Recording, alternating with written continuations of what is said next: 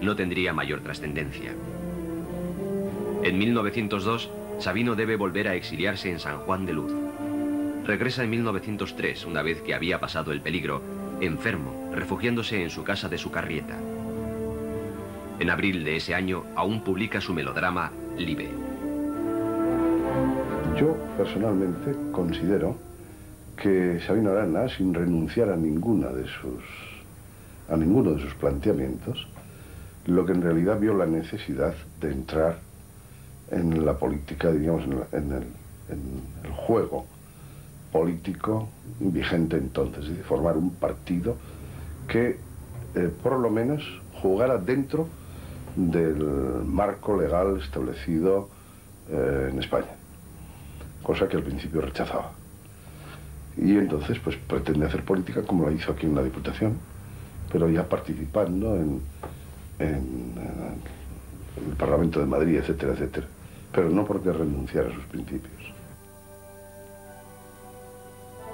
El 25 de noviembre de 1903, Sabino de Arana fallecía en Sucarrieta a los 38 años de edad.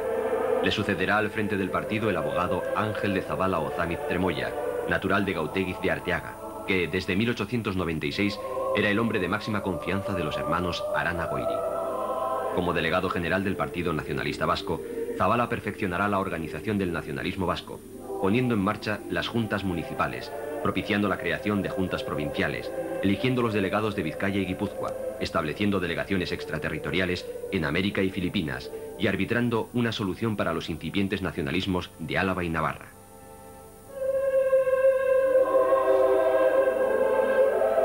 Es difícil sintetizar la historia del nacionalismo y las posiciones del nacionalismo en la muerte de Sabino Arana, entre otras cosas porque probablemente cada uno de los hombres de su entorno tenía una visión y una percepción de elementos determinantes que es rica en matices. De cualquier forma, yo creo que podemos resaltar tres elementos que van a significar la transición. Uno, la solución o la toma de posiciones con respecto al problema de la línea españolista o la línea no españolista dentro del nacionalismo oficial. En ese sentido, bueno, hubo unas determinaciones del partido que parecían liquidar momentáneamente las posibilidades de una línea españolista. Pero esta liquidación teórica tampoco era efectiva, puesto que al tiempo se estaban produciendo una serie de integraciones en el mismo nacionalismo, como por ejemplo pueden ser las integraciones procedentes de la burguesía y de los grupos más liberales, que necesariamente tenían que apuntar hacia ese españolismo autonomismo que había formulado Sabino Arana en los últimos años, en los últimos tiempos de su vida.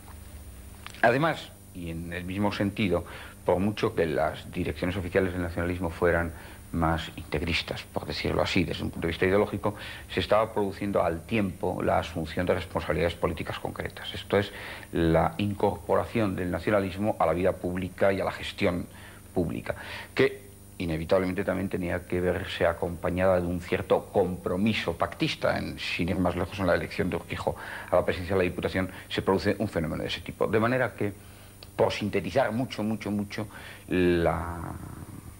la posición política del nacionalismo vasco a la muerte de Sabino Arana es la de renunciar de alguna manera, con sus traumas y con sus dificultades, a una concepción más integrista del nacionalismo y la asunción de una vía política menos radical. Ángel de Zabala era sustituido al frente del PNV por Luis de Arana Goiri en 1907. Acababa la época heroica del nacionalismo vasco, comenzando su expansión tanto organizativa como electoral. Casi todos los fines de semana se inauguraba un nuevo bachoqui. Aquel año, el nacionalista Gregorio de Ibarreche era nombrado alcalde de Bilbao, sustituyendo en el cargo nada menos que a Gregorio Valparda. Asimismo, Miguel Mendizábal, el candidato del PNV, obtenía un puesto en la Diputación de Guipúzcoa. El mandato de Luis Arana Goiri, por un lado, representa la conclusión del proceso organizativo del PNV con la definitiva constitución del Euskadi Buru Batzar en 1911. Por otro, está marcada por los enfrentamientos entre los dos grandes sectores del partido, el independentista y el otro, autonomista o posibilista, inspirado este último por los seguidores de Ramón de la Sota. La crisis se saldará con el abandono del Euskadi Buru Batzar y del partido de Luis de Arana y de otros dirigentes como Baltasar de Amézola y Mariano de la Torre. Yo creo que el mandato de Luis Arana supuso un claro retroceso antidemocrático, autoritario en la historia del movimiento nacionalista. Hay que recordar únicamente, podríamos mencionar muchos más, un hecho de que, por ejemplo, mientras en el primer estatuto de 1906 se preveía la elección libre, democrática, de todos los miembros de las juntas de las juntas municipales del partido, después nada más llega Luis Arana al poder, es decir, a la dirección del partido, cambia todo esto y ya para controlar mejor todo el partido ya se nombran todos los miembros de las juntas hasta el tesorero de esta arriba, es decir, de los consejos regionales. En la década de los 10, el PNV había cambiado su nombre por el de Comunión Nacionalista Vasca. Tras la salida del partido de Luis de Arana Goiri y en pleno auge económico, consecuencia de la neutralidad española en la Gran Guerra, los nacionalistas obtienen sus primeros grandes éxitos electorales, tanto en la Diputación de Vizcaya, llegando a la presidencia de la misma el nacionalista Ramón de la Sota y Aburto, como en las Cortes.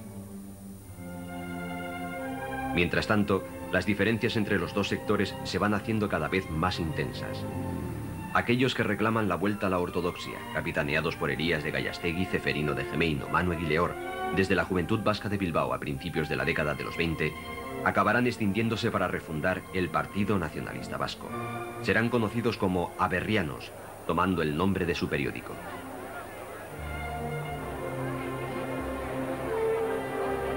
Socialmente el nacionalismo va a estar desde un principio escindido, ideológicamente también, y que en los momentos de crecimiento de la Primera Guerra Mundial, cuando realmente comienza a poder hablarse de autonomía y comienza a definirse una política moderada bajo el control de Ramón de la Sota, pues comienza también entonces a manifestarse la oposición que de forma muy significativa se hará en nombre de la pureza doctrinal, del regreso a Sabino. Es también un momento histórico en que los nacionalismos europeos están dando, por así decirlo, lecciones de radicalización. Es el momento de la rebelión irlandesa contra Inglaterra, que tendrá una enorme importancia en Euskadi y que generará además al principal líder aberriano. Será un poco la fuente fundamental en que va a apoyarse Elías Gallastegui, el inspirador del movimiento aberriano, y otros países consiguen la independencia al calor de la Primera Guerra Mundial. En este contexto, la política moderada del Partido de la Comunión, de la que se llama ya Comunión Nacionalista, va a aparecer ante los sectores juveniles y radicales del movimiento como una traición. Es algo que, bueno, no creo que haya que explicarlo porque se ha repetido una y mil veces en la historia del nacionalismo. Mientras existe la esperanza de la autonomía, mientras las bazas políticas de la Comunión crecen controlando la política vizcaína hasta 1919, la política moderada impone su ley. Cuando a partir de 1920 se comprueba el fracaso de esta línea, se endurecen las posiciones se pierden posiciones electorales y se entra en un periodo de aguda crisis económica y social, entonces la contestación se hará más radical, los jóvenes volverán a coger la bandera de la secesión y la aparición de un partido sabiniano frente a la Comunión Nacionalista pues será una necesidad histórica. Se dice que Sabino de Arana ya había pensado en la creación de un sindicato nacionalista que evitase el ingreso de los trabajadores vascos en otras organizaciones obreras. A raíz de la última huelga minera organizada por los socialistas en 1910, un articulista del Bizkaitarra insistía en la necesidad de un sindicato propio. En febrero de 1911 se constituía una comisión de acción social encargada de poner en marcha el sindicato, lo que ocurría el 11 de junio de ese mismo año. La organización se llamará Eusko Langileen Elkartasuna, traducida en un primer momento como Solidaridad de Obreros Vascos, denominación que a partir de 1933 será de Solidaridad de Trabajadores Vascos. 8 décadas más tarde, el sindicato nacionalista sería la primera fuerza obrera vasca, superando en la comunidad autónoma al conjunto de representantes socialistas y comunistas. El móvil fundamental de la aparición de la STV fue luchar contra la implantación socialista, preservar de alguna forma la tradición cristiana vasca y, en definitiva, crear un movimiento sindical vasco. A partir de aquí nos encontramos que en la primera época ELA mantuvo un sistema mutualista de carácter asistencial. La conciencia sindical propiamente dicha iría cogiendo cada vez más fuerza a medida que nos acercamos a la República. Algunos historiadores consideran al ciberutarra Agustí Chao, que vivió y escribió en el siglo XIX, como un precedente del nacionalismo vasco moderno. Asimismo, a partir de 1906, el Partido Nacionalista Vasco incluía en sus programas la demanda de las leyes que habían abolido los fueros del País Vasco continental en 1789.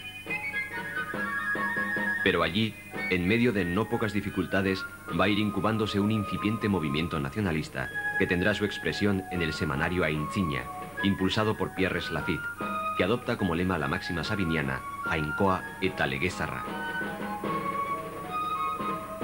En los 60, a raíz de la celebración de la Berri Eguna en Itxasu, surgía el movimiento Enbata, que da lugar a su vez a nuevas organizaciones en medio de no pocas dificultades. Hoy, ese movimiento nacionalista representa aproximadamente al 15% de la ciudadanía de Iparralde.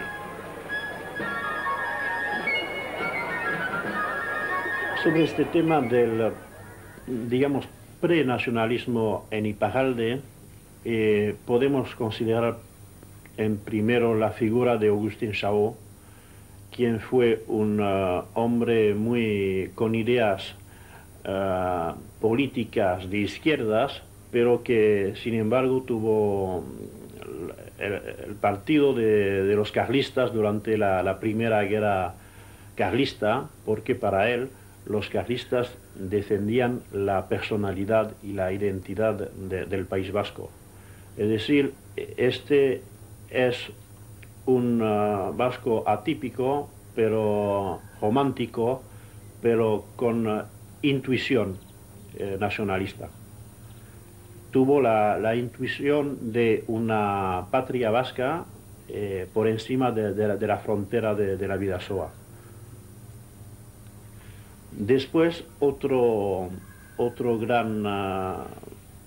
otro personaje político, y quizás el único a responder en privado al llamamiento de Sabino Arana fue Pierre Boursin, alcalde de Asparne, y alcalde de Asparne durante la Primera Guerra Mundial. Y él también tuvo muchos contactos con los nacionalistas de Egoalde y se definía a sí mismo como nacionalista vasco. La mujer jugará un papel importante en el primer nacionalismo vasco hasta bien entrada la posguerra. De actividades asistenciales a través de organismos como el Ropero Vasco, pasarán a la ayuda a los presos y a la propaganda política. Siguiendo el ejemplo irlandés y desde el recién refundado Partido Nacionalista Vasco, poco antes del inicio de la dictadura de Primo de Rivera, era fundado el Emakume Abertzale Batza, Organización de las Mujeres Patriotas.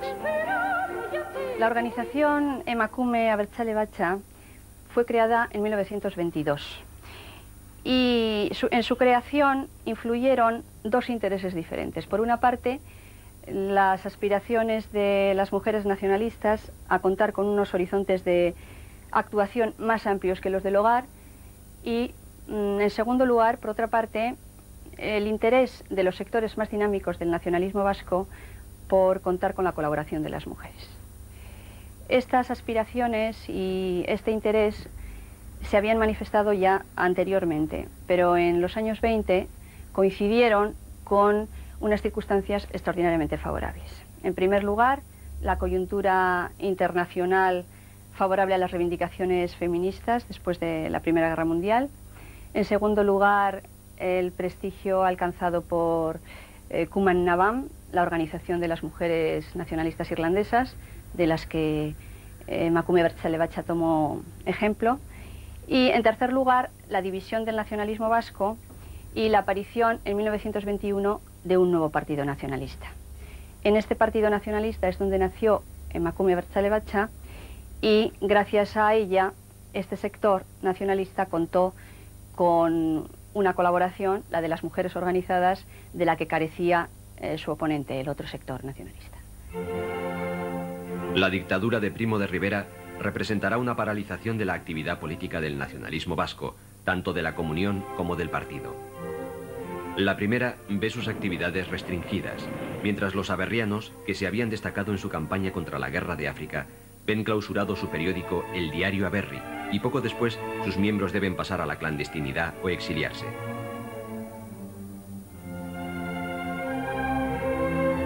En 1929 comienzan a darse los pasos necesarios para la reunificación de los dos partidos nacionalistas. Los grandes impulsores de este movimiento de unidad son, por un lado, los jóvenes, una nueva generación de políticos que no habían participado en los fragores de la escisión, entre otros Aguirre, Leizaola e Irujo. Por otro, el propio diario Euskadi, que hace pública una encuesta con este fin. Este proceso se cierra en la Asamblea Nacional Conjunta, celebrada en Vergara en noviembre de 1930.